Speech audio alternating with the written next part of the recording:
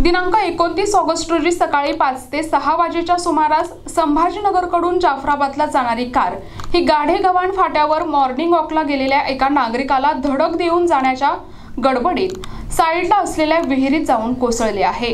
या घटनेची माहिती स्थानिक नागरिकांनी पोलिसांना देताच हासनाबाद पोलीस आणि टेंभुर्णी पोलीस यांनी तात्काळ घटनास्थळी धाव घेत तात्काळ बचाव कार्य सुरू केले।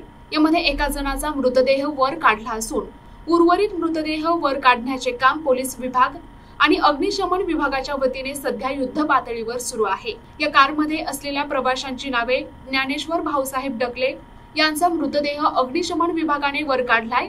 पद्माबाई लक्ष्मण भांबिरे, निर्मलाबाई सोपान डकले, ज्ञानेश्वर लक्ष्मण भांबिरे राहणार गुंगी, गेवराई, तालुका फुलंब्री, जिल्हा छत्रपती संभाजीनगर असे कारमध्ये असलेल्या प्रवाशांची नावे आहेत।